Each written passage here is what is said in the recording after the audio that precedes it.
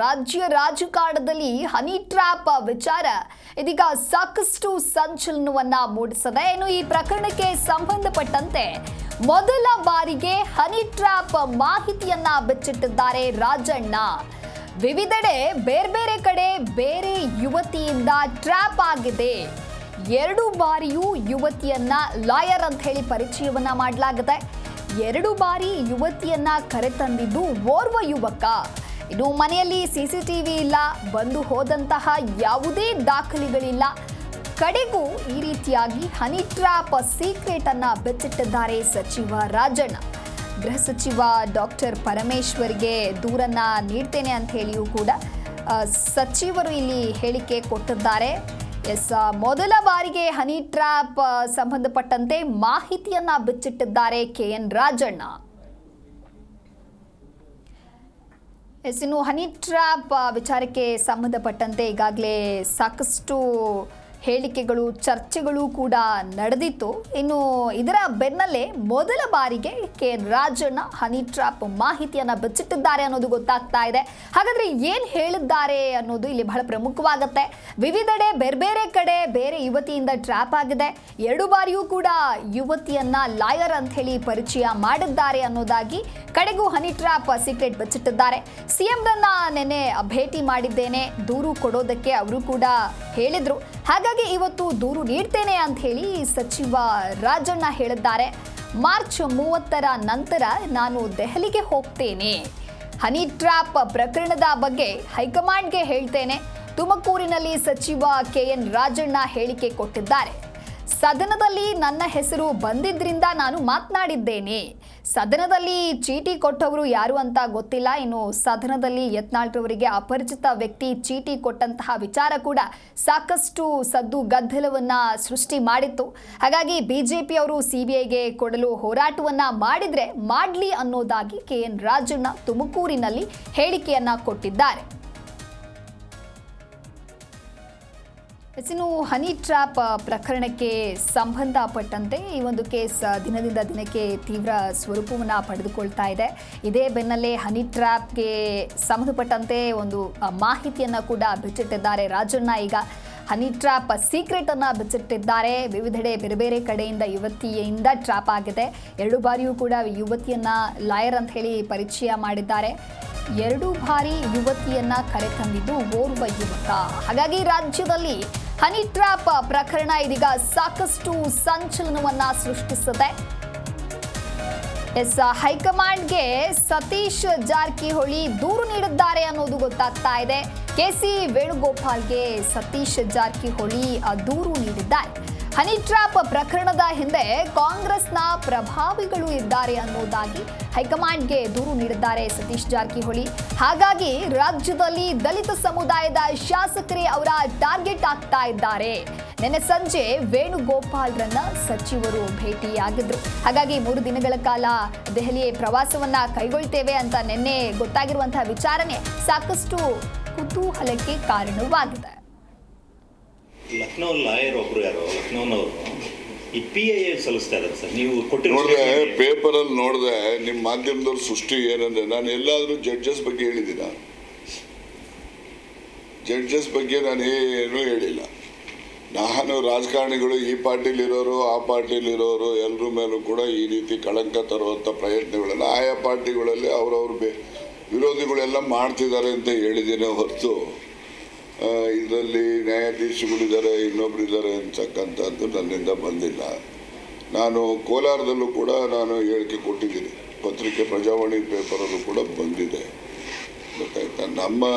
ನನಗೆ ಇರ್ತಕ್ಕಂಥ ಮಾಹಿತಿ ರಾಜಕಾರಣಿಗಳು ಆಯಾ ಪಕ್ಷದಲ್ಲಿ ಯಾರ್ಯಾರು ಪ್ರಭಾವಿಗಳು ಸ್ವಲ್ಪ ವೋಕಲ್ಲಾಗಿ ಮಾತಾಡ್ತಾರೆ ಅಂಥವ್ರ ಮೇಲೆಲ್ಲ ಈ ಥರ ಪ್ರಯತ್ನಗಳು ರಾಜಕೀಯ ದ್ವೇಷ ತೀರಿಸ್ಕೊಳ್ಳೋಕ್ಕೆ ಮಾಡ್ತಾ ಇರ್ತಕ್ಕಂಥ ಹುನ್ನಾರಗಳಿದ್ದಾವೆ ಅಂತ ಹೇಳಿದ್ದೀನಿ. ಅವ್ರು ಯಾರೋ ಜಡ್ಜಸ್ಗಳ ಮೇಲೆ ಅಂತೇಳಿ ಹೇಳಿದ್ದಾರೆ ಅಂತೇಳಿ ಅವರು ಒಂದು PIL ಹಾಕಿ ಈ ಥರ ಜಡ್ಜಸ್ಗಳ ಮೇಲೆ ಹೇಳಿದ್ದಾರೆ, ಅದು CBIಗೆ ಹೋಗಬೇಕು ಅಂತ ಅವ್ರು ಕೇಳ್ಕೊಂಡಿದ್ದಾರೆ. ಅದು ಎಲ್ಲ ಸುಳ್ಳು ವದಂತಿಯ ಆಧಾರದ ಮೇಲೆ ಹಾಕಿರ್ತಕ್ಕಂಥ PIL. ಅದು CBIಗೆ ಹೋಗಬೇಕು, ಇನ್ನೊಂದಕ್ಕೆ ಹೋಗಬೇಕು, ಇನ್ನೊಂದಕ್ಕೆ ಒತ್ತಾಯಕ್ಕೆ ಯಾರು ಹೆಂಗೆ ಬೇಕಾದ್ರೂ ಮಾಡ್ಕೊಳ್ಳಿ. ಬಟ್ ವಿನಾಕಾರಣ ಬೇರೆಯವ್ರನ್ನ ಸೇರಿಸಬಾರ್ದು. ನಾನು ಹೇಳೋದು ಈ ಪಾರ್ಟಿ ಆ ಪಾರ್ಟಿ ಇಲ್ಲ, ಎಲ್ಲ ಪಾರ್ಟಿಲಿರೋ ರಾಜಕೀಯ ನಾಯಕರುಗಳ ಮೇಲೆ ಈ ರೀತಿಯ ತೇಜೋವಧೆ ಮಾಡ್ತಕ್ಕಂಥ ಹುನ್ನಾರಗಳು ಈ ಕುರಿತು ಹೆಚ್ಚಿನ ಮಾಹಿತಿಯನ್ನ ನೀಡಲಿದ್ದಾರೆ ನಮ್ಮ ಪ್ರತಿನಿಧಿ ರಾಜಪ್ಪ ಲೈವ್ನಲ್ಲಿ ಜಾಯ್ನ್ ಆಗ್ತಾ ಇದ್ದಾರೆ. ರಾಜಪ್ಪ, ಇನ್ನು ರಾಜ್ಯ ರಾಜಕಾರಣದಲ್ಲಿ ಹನಿ ಟ್ರ್ಯಾಪ್ ವಿಚಾರ ಸಾಕಷ್ಟು ಸಂಚಲನವನ್ನ ಮೂಡಿಸಿದೆ. ಇನ್ನು ಈ ಒಂದು ಪ್ರಕರಣಕ್ಕೆ ಸಂಬಂಧಪಟ್ಟಂತೆ ರಾಜಕಾರಣಿಗಳ ನಡೆ ಮತ್ತು ನುಡಿ ಕೂಡ ಅಚ್ಚರಿಯನ್ನ ಮೂಡಿಸಿದೆ. ಇನ್ನು ಇದಕ್ಕೆ ಸಂಬಂಧಪಟ್ಟಂತೆ ದೂರನ್ನ ನೀಡ್ತೇನೆ ಅನ್ನೋದಾಗಿಯೂ ಕೂಡ ರಾಜಣ್ಣ ಡ್ರಾಫ್ಟ್ ಅನ್ನ ಸಿದ್ಧತೆ ಮಾಡಿಕೊಂಡಿದ್ದಾರೆ. ಈ ಬೆನ್ನಲ್ಲೇ ಹನಿ ಟ್ರ್ಯಾಪ್ಗೆ ಸಂಬಂಧಪಟ್ಟಂತೆ ಸ್ಫೋಟಕ ಮಾಹಿತಿಯನ್ನ ಇದೀಗ ಬಿಚ್ಚಿಟ್ಟಿದ್ದಾರೆ. ಈ ಕುರಿತ ಓವರಾಲ್ ಡೀಟೇಲ್ಸ್ ಏನಿದೆ?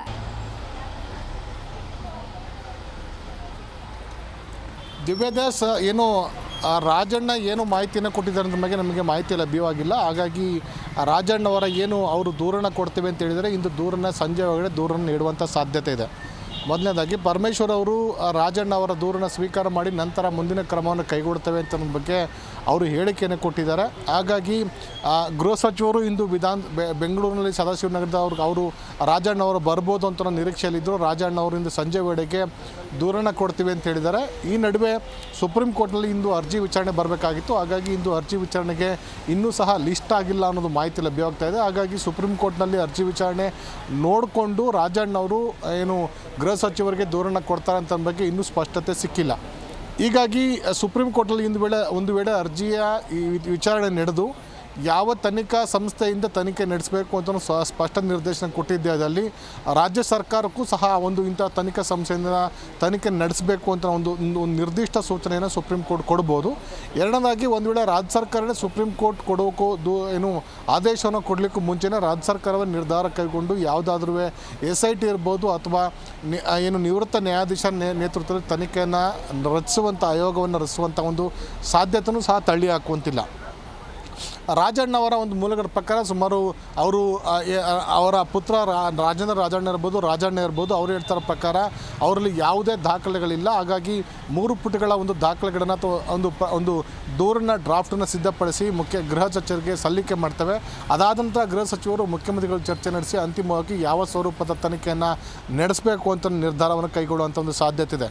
ಒಂದು ವೇಳೆ ಈ ಒಂದು ಪ್ರಕರಣದಲ್ಲಿ ರಾಜ್ಯ ಸರ್ಕಾರ ಆ್ಯಕ್ಟ್ ಮಾಡೋಕ್ಕೂ ಮೊದಲು ಅಥವಾ ರಾಜಣ್ಣ ದೂರ ಕೊಡುವ ಮೊದಲೇ ಸುಪ್ರೀಂ ಕೋರ್ಟ್ನಲ್ಲಿ ಒಂದು ವೇಳೆ ನಿರ್ದೇಶನ ಕೊಟ್ಟಿದ್ದೆ ಆದಲ್ಲಿ CBI ತನಿಖೆ ನಡೆಸಬೇಕು ಅಥವಾ ಯಾವುದೇ ಒಂದು ಸ್ಪಷ್ಟ ತನಿಖಾ ಏಜೆನ್ಸಿಯಿಂದ ತನಿಖೆ ನಡೆಸಬೇಕು ಅಂತ ಸೂಚನೆ ಕೊಟ್ಟಿದ್ದೆ ಆದಲ್ಲಿ ರಾಜ್ಯ ಸರ್ಕಾರಕ್ಕೆ, ರಾಜ್ಯ ಗೃಹ ಇಲಾಖೆಗೆ, ಅದೇ ರೀತಿ ರಾಜಣ್ಣಗೆ ಸೇರಿದಂತೆ 48 ಜನ ಹೆಸರನ್ನು ಉಲ್ಲೇಖ ಮಾಡಿದವರು ಎಲ್ಲರಿಗೂ ಸಹ ಸಂಕಷ್ಟ, ಬಹುತೇಕ ಕಟ್ಟಿಟ್ಟ ಬುತ್ತಿ. ರಾಜ್ಯದಲ್ಲಿ ಹಿಂದೆಯೂ ಸಹ ಸಾಕಷ್ಟು ಹನಿ ಟ್ರ್ಯಾಪ್ ಪ್ರಕರಣಗಳು ನಡೆದಿವೆ. ಅದು ಬೇರೆ ಬೇರೆ ಹಂತದಲ್ಲಿ ನಡೆದಿವೆ. ಈಗಾಗಲೇ ಆ ಒಂದು ಪ್ರಕರಣಗಳ ತನಿಖೆ ಬಹುತೇಕ ಚಾರ್ಜ್ ಶೀಟ್ ಸಲ್ಲಿಕೆ ಮಾಡುವ ಸಂದರ್ಭದಲ್ಲೂ ಇದೆ ಮತ್ತು ಕೆಲವು ವಾದ ಪ್ರತಿವಾದ ಹಂತದಲ್ಲೂ ಸಹ ಇವೆ.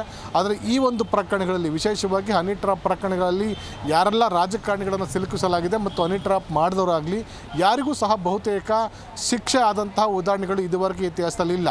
ಹಾಗಾಗಿ ಈ ಒಂದು ವಿಶೇಷ ಅಂತಂದರೆ ರಾಜ್ಯದ ವಿಧಾನಮಂಡಲದ ಉಭಯ ಸದನ, ವಿಶೇಷವಾಗಿ ಸದನದಲ್ಲಿ ಸಚಿವ ರಾಜಣ್ಣ ಇದನ್ನು ಅಧಿಕೃತವಾಗಿ ಈ ಒಂದು ವಿಷಯವನ್ನು ಪ್ರಕಟ ಮಾಡಿರೋ ಕಾರಣಕ್ಕೋಸ್ಕರ ಮತ್ತು ನ್ಯಾಯಾಧೀಶರು ಇರುವಂಥ ಸಾಧ್ಯತೆ ಇದೆ ಈ ಒಂದು ವಿಷಯದಲ್ಲಿ 48 ಜನರ ಲಿಸ್ಟಲ್ಲಿ ಅಂತ ಆರೋಪ ಮಾಡಿರೋ ಕಾರಣಕ್ಕೋಸ್ಕರ ಈ ಒಂದು ಪ್ರಕರಣ ತುಂಬ ಗಂಭೀರ ಸ್ವರೂಪ ಪಡ್ಕೊಂಡಿದೆ. ಹಾಗಾಗಿ ಈ ಒಂದು ಪ್ರಕರಣ ಎಲ್ಲಿಗೋಗಿ ನಿಲ್ಲುತ್ತೆ, ರಾಜ್ಯ ಸರ್ಕಾರವೇ ಈ ಒಂದು ಪ್ರಕರಣ ತನಿಖೆ ನಡೆಸಿದ್ದೇ ಆದಲ್ಲಿ ಕೆಲವೊಂದು ವಿಷಯಗಳನ್ನು ಮುಚ್ಚಿ ಹಾಕುವಂಥ ಸಾಧ್ಯತೆ ಇದೆ. ಯಾರಿಗೆ ಬೇಕೋ ಅವ್ರನ್ನ ಮುಂದೆ ತಂದು ಯಾರಿಗೆ ರಕ್ಷಣೆ ಕೊಡಬೇಕು ಅವ್ರ ರಕ್ಷಣೆ ಕೊಟ್ಟು ಉಳಿದವ್ರನ್ನ ಪ್ರಕರಣದಲ್ಲಿ ಅದು ಕೆಲವೊಂದು ಕೈ ಬಿಡುವಂಥ ಸಾಧ್ಯತೆ ಹೆಚ್ಚಿದೆ. ಒಂದು ವೇಳೆ ಸುಪ್ರೀಂ ಕೋರ್ಟ್ ಈ ವಿಷಯದಲ್ಲಿ ಮಧ್ಯಪ್ರವೇಶ ಮಾಡಿ CBI ತನಿಖೆ ಇರ್ಬೋದು ಅಥವಾ ಅದಕ್ಕಿಂತ ಉನ್ನತ ಮಟ್ಟದ ಯಾವುದೋ ನ್ಯಾಯಾಂಗ ತನಿಖೆ ಆದೇಶದಲ್ಲಿ ಈ ಒಂದು ಪ್ರಕರಣಕ್ಕೆ ಅತ್ಯಂತ ಮಹತ್ವದ ಬರ್ತದೆ ಮತ್ತು ಕೇವಲ ಕರ್ನಾಟಕ ಒಂದೇ ಅಲ್ಲ, ಸುಪ್ರೀಂ ಕೋರ್ಟ್ ಕೊಡುವಂಥ ಆದೇಶ ಇಡೀ ದೇಶಕ್ಕೆ ಅನ್ವಯ ಆಗುತ್ತೆ. ಹಾಗಾಗಿ ಇಂತಹ ದುರ್ಬಳಕೆ ಮಾಡಿಕೊಂಡು ಮಹಿಳೆಯರನ್ನ ಮುಂದಿಟ್ಕೊಂಡು ಅಥವಾ ಹೆಣ್ಮಕ್ಳನ್ನ ಬಳಸ್ಕೊಂಡು ರಾಜಕಾರಣಿಗಳನ್ನು ಹಣಿಯುವಂಥದ್ದು ಇರ್ಬೋದು ಅಥವಾ ಅಧಿಕಾರ ದುರ್ಬಳಕೆ ಮಾಡ್ಕೊಳ್ಳೋದಿರ್ಬೋದು, ಇಂತಹ ಪ್ರಕರಣಗಳಿಗೆ ಒಂದು ರೀತಿ ಕಡಿವಾಣ ಬೀಳುತ್ತೆ. ಮತ್ತು ಆ ನಿಟ್ಟಿನಲ್ಲಿ ಸುಪ್ರೀಂ ಕೋರ್ಟು ಸಹ ಕೇಂದ್ರ ಸರ್ಕಾರಕ್ಕೆ ಸೂಕ್ತ ನಿರ್ದೇಶನ ಕೊಟ್ಟು ಈ ಒಂದು ಸಂಬಂಧಪಟ್ಟಂತೆ ಸಾಕಷ್ಟು ಕಾನೂನುಗಳನ್ನು ಇನ್ನಷ್ಟು ಬಲಗೊಳಿಸುವಂಥ ಒಂದು ಉದ್ದೇಶ ಇದೆ. ಹಾಗಾಗಿ ಈ ಒಂದು ಹನಿ ಟ್ರ್ಯಾಪ್ ಪ್ರಕರಣ ಸುಪ್ರೀಂ ಕೋರ್ಟ್ ಮೆಟ್ಟಲಿದೆ. ಹಾಗಾಗಿ ರಾಜಕಾರಣಿಗಳ ವ್ಯಕ್ತಿಗಳಿಗೆ, ವಿಶೇಷವಾಗಿ ಹನಿ ಟ್ರ್ಯಾಪ್ ಮಾಡುವಂಥ ವ್ಯಕ್ತಿಗಳಿಗೆ ನಡುಕ ಸೃಷ್ಟಿಯಾಗಿದೆ. ಮುಂದಿನ ದಿನಗಳಲ್ಲಿ ಇದು ಯಾವ ಸ್ವರೂಪಕ್ಕೆ ಹೋಗುತ್ತೆ, ಸುಪ್ರೀಂ ಕೋರ್ಟ್ ಒಂದು ವೇಳೆ ವಿಶೇಷ ಕಾನೂನು ಮಾಡಬೇಕು ಅಂತ ಅನ್ನುತ್ತಾ, ಅಥವಾ CBI ತನಿಖೆಗೆ ಆದೇಶ ಮಾಡ್ತಾ, ಅಥವಾ ಅದರಿಂದ ಆಗುವಂಥ ಮುಂದಿನ ಪರಿಣಾಮಗಳಿದೆ, ಅದು ನಿಜಕ್ಕೂ ರಾಜಕಾರಣಕ್ಕೆ ದಿಕ್ಕುದೇಶಗಳನ್ನು ಬದಲಿಸುವಂಥ ಒಂದು ಸಾಧ್ಯತೆ ಇದೆ. ಹೀಗಾಗಿ ರಾಜಣ್ಣ ಕೊಡುವ ದೂರು ಒಂದು ಕಡೆ ಆದರೆ, ಮತ್ತೊಂದು ಕಡೆ ಈ ಒಂದು ಪ್ರಕರಣದಲ್ಲಿ ಸುಪ್ರೀಂ ಕೋರ್ಟ್ ನಡೆ ಏನಿದೆ, ಆ ನಡೆಯೂ ಸಹ ರಾಜಕಾರಣಕ್ಕೆ ಮುಂದಿನ ದಿನಗಳಲ್ಲಿ ಸ್ಪಷ್ಟ ಸಂದೇಶವನ್ನು ರವಾನಿಸುವ ಸಾಧ್ಯತೆ ಇದೆ. ವಿಚಿತ್ರ ಅಂದರೆ, ಹಿಂದೆ ದಿವ್ಯದಾಸ್ ರಾಜ್ಯದ ಪ್ರಮುಖ ನಾಯಕರಂತ ರಮೇಶ್ ಜಾರಕಿಹೊಳಿ ಅವರು ಈ ಹಿಂದೆ ಅವ್ರ ಮೇಲೆ ಏನು ಹನಿ ಟ್ರ್ಯಾಪ್ ಪ್ರಕರಣ ಆಗಿದೆ ಅಂತ ಆರೋಪ ಸಂಬಂಧಪಟ್ಟಂತೆ ಇಂದಿನ ಗೃಹ ಸಚಿವರಂತ ಅಮಿತ್ ಶಾ ಅವರಿಗೆ ಅವರು ದೂರನ್ನು ಸಲ್ಲಿಸಿ ಈ ಒಂದು ಪ್ರಕರಣವನ್ನು, ಹನಿ ಟ್ರ್ಯಾಪ್ ಪ್ರಕರಣವನ್ನು CBI ತನಿಖೆಗೆ ವಹಿಸಿ ಅಂತ ಡಿಮ್ಯಾಂಡನ್ನು ಮಾಡಿದ್ರು. ಅದಾದ ನಂತರ ಹಿಂದಿನ ಸಚಿವರಂತ ಮುನಿರತ್ನ ಅವರು ಸಹ ಈ ಒಂದು ಸಂಬಂಧಪಟ್ಟಂತೆ ದೂರನ್ನು ಕೊಡ್ತೇವೆ ಅಂತ ಒಂದು ಮಾಹಿತಿನ ಹೇಳಿದರು. ಇದುವರೆಗೆ ಅವರು ಸಹ ದೂರನ್ನು ಸಲ್ಲಿಸಿಲ್ಲ. ಆದರೆ ಏನು ರಮೇಶ್ ಜಾರಕಿಹೊಳಿ ಕೇಂದ್ರ ಸಚಿವರಿಗೆ ದೂರನ್ನು ಕೊಟ್ಟಿದ್ದಾರೆ, ಆದರೆ ಅವರದ್ರ ಮೇಲೆ ಯಾವುದೇ ಕ್ರಮವನ್ನು ಕೈಗೊಳ್ಳಿಲ್ಲ. ಹಾಗಾಗಿ ರಾಜ್ಯದ ಹಲವಾರು ದಿನಗಳಿಂದ, ಕಳೆದ ಹಿಂದಿನ BJP ಸರ್ಕಾರ ಇರ್ಬೋದು, ಈಗಿನ ಸರ್ಕಾರ ಇರ್ಬೋದು, ಈ ಒಂದು ಸರ್ಕಾರಗಳ ಅವಧಿಯಲ್ಲಿ ಈ ರೀತಿ ಒಂದು ಆರೋಪಗಳು ನಿರಂತರವಾಗಿ ಕೇಳಿ ಬರ್ತದೆ. ಆನಂತರ ಪ್ರಕರಣಗಳನ್ನು SIT ತನಿಖೆ ಇರ್ಬೋದು ಅಥವಾ ವಿಶೇಷ ತನಿಖಾ ದಳಕ್ಕೆ ಕೊಡ್ತಾರೆ. ಅದು ಪ್ರಕರಣ ಅಲ್ಲಿ ತನಿಖೆ ನಡೆಸುತ್ತೆ, ಆದರೆ ಯಾರಿಗೂ ಸಹ ಶಿಕ್ಷೆ ಆಗೋದಿಲ್ಲ. ಹಾಗಾಗಿ ಈ ಒಂದು ಪ್ರಕರಣದಲ್ಲಿ ಇಂತಹ ಒಂದು ದುರ್ಬಳಕೆ ಇರ್ಬೋದು, ಕಾನೂನು ದುರ್ಬಳಕೆ ಇರ್ಬೋದು, ಅಧಿಕಾರ ದುರ್ಬಳಕೆ ಮಾಡಿಕೊಂಡು ಈ ರೀತಿ ವ್ಯಕ್ತಿಗಳನ್ನು ರಾಜಕೀಯವಾಗಿ ಹರಣ ಮಾಡೋದಿರ್ಬೋದು, ಅವರ ಚಾರಿತ್ರ್ಯ ಹರಣ ಮಾಡುವಂಥ ಯಾರೇ ವ್ಯಕ್ತಿ ಆಗಲಿ, ಯಾರೇ ಆಗಲಿ, ಅದಕ್ಕೆ ಶಿಕ್ಷೆ ಆಗಬೇಕಾಗತ್ತೆ. ಆ ನಿಟ್ಟಿನಲ್ಲಿ ಈಗ ಸುಪ್ರೀಂ ಕೋರ್ಟ್ ಒಂದು ದಿಟ್ಟ ಹೆಜ್ಜೆಯನ್ನು ಇಡುವಂಥ ಒಂದು ಸಾಧ್ಯತೆ ಇದೆ. ಅದನ್ನು ನೋಡಿಕೊಂಡು ರಾಜ್ಯ ಸರ್ಕಾರ ಆ್ಯಕ್ಟ್ ಮಾಡ್ತಾ, ಅಥವಾ ರಾಜ್ಯ ಸರ್ಕಾರ ಈ ಮೊದಲೇ ಒಂದು ತೀರ್ಮಾನ ತೆಗೆದುಕೊಂಡು ಸುಪ್ರೀಂ ಕೋರ್ಟ್ಗೆ ನಾವು ನಿರ್ಧಾರ ಕೈಗೊಂಡು ತನಿಖೆ ಆಯೋಗವನ್ನು ನೇಮಕ ಮಾಡಿದ್ದೇವೆ, ನಾವು ತನಿಖೆ ನಡೆಸೋಕ್ಕೆ ವಿಶ್ವಾಸ ವ್ಯಕ್ತಪಡಿಸಿ ತನಿಖೆ ನಡೆಸಿ ಸುಪ್ರೀಂ ಕೋರ್ಟ್ಗೆ ವರದಿ ಸಲ್ಲಿಸ್ತೇವೆ ಅಂತ ಒಂದು ತೀರ್ಮಾನವನ್ನು ರಾಜ್ಯ ಸರ್ಕಾರ ಪ್ರಕಟ ಮಾಡಬಹುದಿತ್ತು. ಆದರೆ ಇದುವರೆಗೂ ರಾಜ್ಯ ಸರ್ಕಾರವೂ ಸಹ ಈ ಒಂದು ವಿಷಯದಲ್ಲಿ ಯಾವುದೇ ತೀರ್ಮಾನ ಕೈಗೊಳ್ಳದಿರೋದು ದುರದೃಷ್ಟಕರ. ಹಾಗಾಗಿ ಸದನದಲ್ಲಿ, ವಿಧಾನಮಂಡಲದ ಸದನದಲ್ಲಿ ಸಚಿವರೊಬ್ಬರು ಕೊಟ್ಟಂಥ ಹೇಳಿಕೆ ಇದೆ, ಇದು ಅತ್ಯಂತ ಮಹತ್ವದ ಹೇಳಿಕೆ ಆಗಿದೆ. ಹೀಗಾಗಿ ರಾಜ್ಯ ಸರ್ಕಾರನೇ ಇದು ಸಂಬಂಧಪಟ್ಟಂತೆ ತನಿಖೆಯನ್ನು ಆಯೋಜನೆ ಮಾಡಬೇಕಾಗಿತ್ತು, ಅಥವಾ ತನಿಖೆಯನ್ನು ನಿರ್ದೇಶನ ಮಾಡಬೇಕಾಗಿತ್ತು, ಅಥವಾ ಸ್ಪೀಕರ್ ಆದರೂ ಸಹ ಈ ಒಂದು ವಿಷಯದಲ್ಲಿ ನಿರ್ದೇಶನ ಕೊಡುವಂಥ ಅವಶ್ಯಕತೆ ಇತ್ತು, ಅವರು ಸಹ ಕೊಟ್ಟಿಲ್ಲ. ಹಾಗಾಗಿ ರಾಜ್ಯ ಸರ್ಕಾರದ ನಡೆಯೂ ಸಹ ಅನುಮಾನಕ್ಕೆ ಕಾರಣವಾಗಿದೆ, ಮತ್ತು ಸಚಿವ ರಾಜಣ್ಣ ದೂರು ಕೊಡದೇ ಇರೋದಕ್ಕೂ ಸಹ ಅನುಮಾನಕ್ಕೆ ಕಾರಣವಾಗಿದೆ. ಒಟ್ಟಾರೆಯಾಗಿ ಈ ಹನಿ ಟ್ರ್ಯಾಪ್ ಪ್ರಕರಣ ರಾಜಕಾರಣವನ್ನು ತಲ್ಲಣಗೊಳಿಸಿರುವಂಥ ಸತ್ಯ. ಮುಂದಿನ ತಿಂಗಳು ಇದರ ಪರಿಣಾಮವೂ ಸಹ ರಾಜ್ಯ ರಾಜಕಾರಣದ ಮೇಲೆ ಏನಾಗುತ್ತೆ ಅಂತ ಅನ್ನೋದು ಸಹ ಕುತೂಹಲವನ್ನು ಮೂಡಿಸಿದೆ. ದಿವ್ಯದಾಸ್. ಓಕೆ ರಾಜಪ್ಪ, ಇನ್ನು ನಿನ್ನೆ ಸತೀಶ್ ಜಾರಕಿಹೊಳಿ ದೆಹಲಿ ಪ್ರಯಾಣವನ್ನು ಕೂಡ ಕೈಗೊಂಡಿದ್ರು. ಹಾಗಾಗಿ ಹೈಕಮಾಂಡ್ಗೆ ಈ ಕುರಿತಂತೆ ಏನಾದರೂ ದೂರು ನೀಡ್ತಾರಾ ಅನ್ನೋದು ಕೂಡ ಬಹಳಷ್ಟು ಕುತೂಹಲವನ್ನು ಮೂಡಿಸಿತ್ತು. ಆದರೆ ಕೊನೆಯದಾಗಿ ಅವರು ಹೈಕಮಾಂಡ್ಗೆ ಈ ಒಂದು ವಿಚಾರಕ್ಕೆ ಸಂಬಂಧಪಟ್ಟಂತೆ ದೂರು ಕೂಡ ನೀಡಿದ್ದಾರೆ. ಈ ಕುರಿತ ಡೀಟೇಲ್ಸ್ ಏನಿದೆ? ದಿವ್ಯದಾಸ್, AICC ಅಧ್ಯಕ್ಷ ಅಂತ ಮಲ್ಲಿಕಾರ್ಜುನ ಖರ್ಗೆ ಅವರೇ ಆ ಹಿಂದೆ ಶನಿವಾರ ಭಾನುವಾರನೇ ಮುಖ್ಯಮಂತ್ರಿ ಸಿದ್ದರಾಮಯ್ಯನ ಭೇಟಿ ಮಾಡಿ ಈ ಒಂದು ವಿಷಯನ ಚರ್ಚೆ ಮಾಡಿದ್ದಾರೆ. ಹಾಗಾಗಿ ಸತೀಶ್ ಜಾರಕಿಹೊಳಿ ಅವರು ದೂರು ಕೊಡುವಂಥ ಅವಶ್ಯಕತೆಯನ್ನು ಕಂಡು ಬರೋದಿಲ್ಲ. ಯಾಕಂದರೆ AICC ಅಧ್ಯಕ್ಷರಾಗಿರುವಂಥ ಮಲ್ಲಿಕಾರ್ಜುನ ಖರ್ಗೆ ಅವರೇ ಮುಖ್ಯಮಂತ್ರಿಯನ್ನು ಭೇಟಿ ಮಾಡಿ ಇಂಥ ಒಂದು ಘಟನೆ ನಡೆದಿರುವಂಥದ್ದು. ವಿಶೇಷವಾಗಿ ರಾಜಣ್ಣ ಅವರು ವಿಧಾನಮಂಡಲದಲ್ಲಿ ಈ ಒಂದು ವಿಷಯವನ್ನು ಉಲ್ಲೇಖ ಮಾಡಿರೋದು ಸಮರ್ಥನೀಯವಲ್ಲ, ಮತ್ತು ಕೇವಲ ವೈಯಕ್ತಿಕ ವಿಚಾರವಿದ್ದಂಥ ವಿಷಯವನ್ನು ನೀವು ರಾಜಕೀಕರಣಗೊಳಿಸಿರುವಂಥದ್ದು ರಾಜ್ಯ ಸರ್ಕಾರಕ್ಕೆ ಮತ್ತು ಪಕ್ಷಕ್ಕೆ ಡ್ಯಾಮೇಜ್ ಆಗಿದೆ ಅಂತ ಅನ್ನೋದನ್ನು ಸ್ವತಃ AICC ಅಧ್ಯಕ್ಷ ಮಲ್ಲಿಕಾರ್ಜುನ ಖರ್ಗೆ ಅವರು ಮುಖ್ಯಮಂತ್ರಿ ಅವ್ರ ಮುಂದೆ ಈ ಒಂದು ವಿಷಯವನ್ನು ಉಲ್ಲೇಖ ಮಾಡಿದೆ ಅಂತ ಮಾಹಿತಿ ಇದೆ. ಹಾಗಾಗಿ ಸತೀಶ್ ಜಾರಕಿಹೊಳಿ ಅವರು ದೆಹಲಿಗೆ ತೆರಳಿ ರಾಜ್ಯದ ಉಸ್ತುವಾರಿ ಹೊತ್ತಿರುವಂತಹ ಸುರ್ಜೇವಾಲಾ ಇರ್ಬೋದು, ಅಥವಾ KC ವೇಣುಗೋಪಾಲ್ ಅವರನ್ನು ಭೇಟಿ ಮಾಡಿ ಈ ಒಂದು ವಿಷಯವನ್ನು ಚರ್ಚೆ ಮಾಡಿದ್ದಾರೆ. ಆ ಸಂದರ್ಭದಲ್ಲಿ ಈ ಒಂದು ವಿಷಯನೂ ಸಹ ಚರ್ಚೆಗೆ ಬಂದಿದೆ ಅಂತ ಒಂದು ಮಾಹಿತಿ ಲಭ್ಯವಾಗ್ತದೆ. ಅದನ್ನು ದೂರು ಕೊಡುವಂಥ ವಿಷಯ ಯಾರ ವಿರುದ್ಧ ದೂರು ಕೊಡ್ತಾರೆ ಅಂತ ಪ್ರಶ್ನೆನೂ ಸಹ ಉದ್ಭವಿಸುತ್ತೆ. ಒಂದು ವೇಳೆ ದೂರು ಕೊಟ್ಟಿದ್ದಾರೆ ಅಂತ ಒಂದು ಮಾಹಿತಿ ಕೇಳಿ ಬರ್ತಾ ಇದೆ.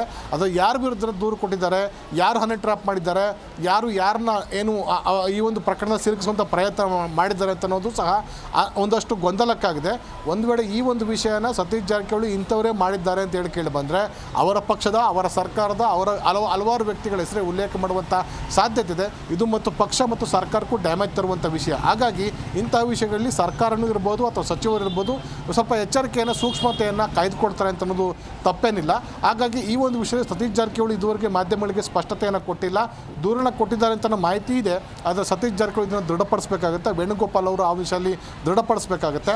ಹಾಗಾಗಿ ಮುಂದಿನ ದಿನಗಳಲ್ಲಿ ರಾಜ್ಯ ರಾಜಕಾರಣ ಮತ್ತು ಪಕ್ಷ ರಾಜಕಾರಣಗಳಲ್ಲೂ ಸಹ ಈ ಹನಿ ಟ್ರ್ಯಾಪ್ ಪ್ರಕರಣ ಯಾವ ಸ್ವರೂಪ ಪಡ್ಕೊಡುತ್ತೆ ಮತ್ತು ಅದರ ಪರಿಣಾಮವೂ ಸಹ ಮುಂದಿನ ದಿನಗಳಲ್ಲಿ ದೊಡ್ಡ ಮಟ್ಟದಲ್ಲಿ ಉಂಟಾಗುವಂಥ ಸಾಧ್ಯತೆ ಇದೆ. ದಿವ್ಯದಾಸ್. ಓಕೆ, ಥ್ಯಾಂಕ್ ಯು ರಾಜಪ್ಪ ನಿಮ್ಮೆಲ್ಲ ಮಾಹಿತಿಗಾಗಿ. ಜಿ ಕನ್ನಡ ನ್ಯೂಸ್ ಈಗ ನಿಮ್ಮ ಮನೆಯಲ್ಲೇ ನೋಡಿ. ಎಲ್ಲ ಕೇಬಲ್ಗಳಲ್ಲಿ ಈಗ ಲಭ್ಯ. ನಿಮ್ಮ ನಿಮ್ಮ ನೆಚ್ಚಿನ ಜೀ ಕನ್ನಡ ನ್ಯೂಸ್ ಈಗ ಸನ್ ಡೈರೆಕ್ಟ್ ನಲ್ಲಿ number 292, Tata play number 1664, Jio TV number 1334, NXT digital number 30, N cable number 30, city networks 51, U digital number 162, GTPL number 17, Rockline telecommunications number 42, Shri Basaveshwara cable number 168, rural cable network 60, Vinayaka digital 57, Abhishek cable 821, city channel 53, Siddeshwara cable network 57, V4 digital Infotech 628, ಸೂರ್ಯ digital networks 53, Gajanan digital number 836, Malnad infotech private limited number 56, Metrocast number 830, victory digital number 167ರಲ್ಲಿ ನೋಡಿ ಆನಂದಿಸಿ.